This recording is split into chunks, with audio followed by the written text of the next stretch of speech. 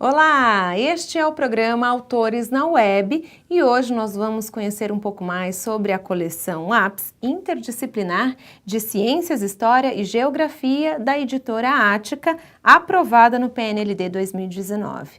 Para isso eu recebo a coautora Maria Helena Simieli, que também tem a participação de Ana Maria Chalier e Rogério Nigro. Bom, seja muito bem-vinda, Maria Helena, é um prazer recebê-la. Okay. Muito obrigada, Kelly. Bom, vamos lá que a gente tem bastante coisa para falar a respeito dessa coleção, né? Eu queria que você começasse falando sobre a estrutura, a organização dessa obra, como que ela foi pensada. A gente está vendo aqui as capas, mas fala um pouco sobre essa estrutura. Bem, a estrutura deste livro, ele está baseada em unidades, então nós vamos ter as unidades, dentro das unidades nós temos os capítulos. Então vejam bem, dentro dos capítulos nós sempre iniciamos cada capítulo com a seção para iniciar. Esse para iniciar é praticamente um aquecimento ao tema e é sempre com poema, uma canção, imagens e alguma atividade oral aí para o professor fazer com os alunos para a introdução do tema. Depois nós vamos ter várias sessões, que eu vou detalhar um pouco mais à frente para vocês.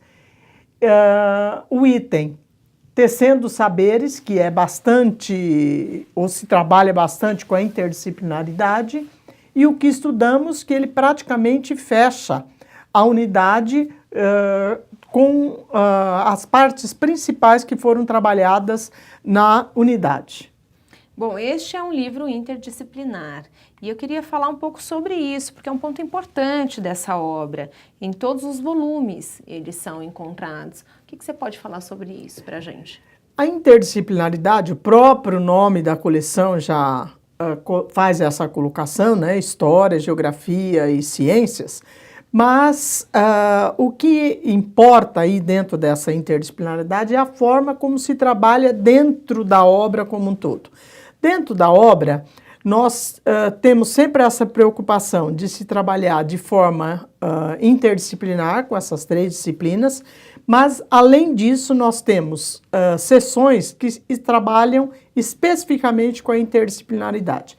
Por exemplo, esse slide que vocês têm, Tecendo Saberes, onde aparece, além da interdisciplinaridade de geografia, ciências, nós temos a parte de construção de gráficos, então a interdisciplinaridade ainda com matemática. Então, além das disciplinas, das três disciplinas que constituem esse livro, nós temos interdisciplinaridade também com outras disciplinas. É o caso, por exemplo, daquele anterior e também deste aqui, onde nós vamos ter, por exemplo, uma apresentação inicial de energia, e aí fala-se da energia, basicamente a energia solar, relação com as plantas, e depois uma atividade ali no item 4, onde aparece desde uma atividade inicial se plantando até a atividade final do consumo. E aí nós vamos trabalhar com os setores da economia, que em geografia é bastante comum, que é o setor primário, setor secundário e setor terciário. Isso para vocês terem uma ideia, então, dessa preocupação interdisciplinar.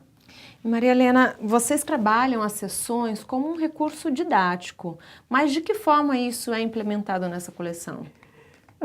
Basicamente, as sessões que nós temos são pesquise, desafio, assim também aprendo e saiba mais.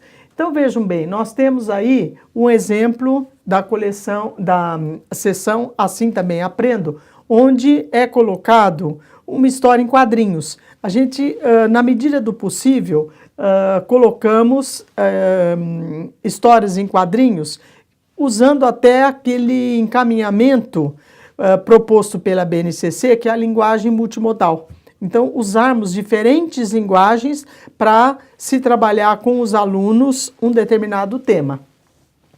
E nós temos aí mais dois exemplos de sessão, que é Assim Também Aprendo, uma que mostra basicamente a história em quadrinhos, e uma outra que é uma atividade prática, que é uma outra, desculpem aí, eu havia rolado 4, seria a quinta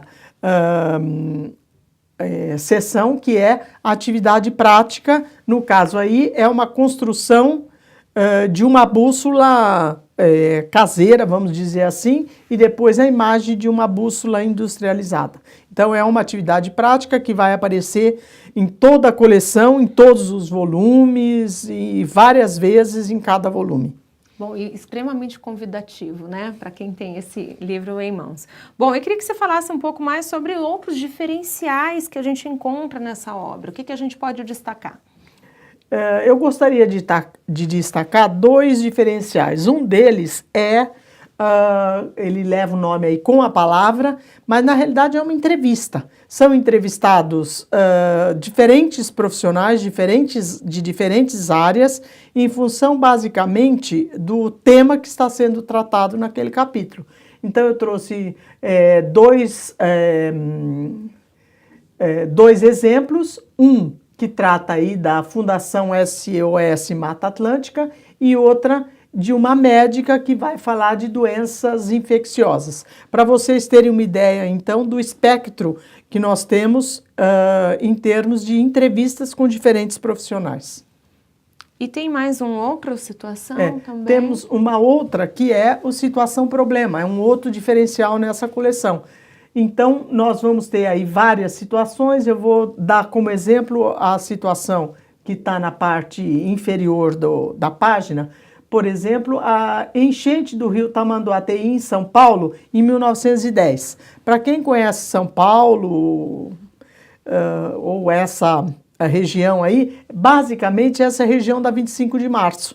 Que é uma região que tem um comércio bastante ativo, mesmo quem não é de São Paulo já ouviu falar, ouviu pela TV o comércio na 25 de março. Que toda aquela região sofria muito alagamento do rio Tamanduateí, que passa próxima a essa região, e constituía um problema para a cidade de São Paulo. Essa região, com constantes alagamentos, foi feita uma retificação do rio. Quer dizer, frente a este problema, o que o poder público tomou como iniciativa para que essas inundações fossem minimizadas ou eliminadas. Então, no caso aí, o rio Tamanduateí em 1910 e o rio Tamanduateí em 2014. Então, vocês vejam qual foi, frente a um problema, qual foi a solução apresentada. Isso nós vamos trabalhar em todos os anos com problemas adequados à faixa etária de cada ano. Legal também é ter a imagem, né, do antes e o depois. E permanências e mudanças é um tema significativo para essa coleção, né? Como que a gente pode falar mais sobre isso? Vejam bem, o tema permanências e mudanças, ele é bastante trabalhado em toda a coleção, e nós vemos aí um exemplo que está praticamente fazendo uma junção aí de elementos de geografia, história e a partir das ciências. Então, quais são os microscópios e máquinas fotográficas de antigamente, como eram feitas as fotos e as pesquisas, e depois nós vamos ver naquelas 2 fotos, uma que é de 1850 e outra de 2014. A primeira foto feita com esta invenção aí de registro de imagens que aparece no slide nesta posição. Então, a primeira imagem é feita com esta máquina e depois uma fotografia com a atualidade. Então, o que permaneceu? Quer dizer, é um registro de imagem num período e em um outro período bastante posterior. E o outro exemplo é o que permaneceu também em uma imagem de 1920 e 2017. Quer dizer, toda a parte da ladeira da memória se manteve, mas vejam bem que o entorno foi totalmente modificado. Muito interessante poder ver isso, né? Nesta região de São Paulo, nós vamos ter um exemplo aí bastante importante, um local bastante importante de elementos que permaneceram de uma foto aí de 1920 e uma foto atual, que permaneceu e o que mudou. Olha só, se a gente tivesse tempo, poderíamos conhecer várias outras imagens, um pouco mais sobre o conteúdo. Eu agradeço mais uma vez a sua presença, Marilena. Foi ótimo. Muito obrigada. E olha só, você confere outras edições do Autores na Web, não deixe de nos acompanhar. A gente se vê na próxima edição. Até lá!